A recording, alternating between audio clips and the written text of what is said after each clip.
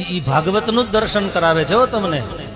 ઈ આપણને એ શીખવાડે છે કે કદાચ આપણા દીકરાઓ હોય, દીકરીઓ હોય કે આપણે લોકો હોઈએ, પણ યાદ રાખજો ગમે તેટલા સજ્જન હોઈએ, તુલસીનો ક્યારો લઈને યાત્રાએ જતા હોઈએ, સાધનાના એ માળા અને મંત્રને લઈને જતા હોઈએ, પણ જીવનમાં જો ખરાબ માણસનો સંગ થાય, ખરાબ કુટેવની જો એકવાર એન્ટ્રી થઈ જાય ને, તો યાદ રાખજો અધપતન થકી કોઈ બચાવી નથી શકતું.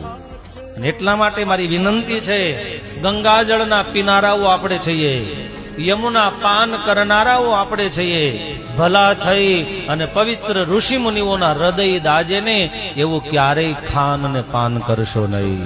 બીજી વાત એમાંથી એ શીખવા મળે છે કે કદાચ જીવનમાં જો સારા માણસનો સંગ રાખ્યો હશે, અથવા ઘરની અંદર સંગને લીધેથી પરિસ્થિતિ બદલાઈ જાય ને, ત્યારે મારી તમને એક નાની એવી વિનંતી છે, આ મૂવી માંથી એ જ પ્રેરણા લેવાની છે ભક્તો, કે ઘરના પરિવારના સભ્યો સિવાય તમને કોઈ મદદ કરવા આવતું નથી. આ શીખવાડવા એ જ માગે છે. ભગવત ગીતાનો સાર છે.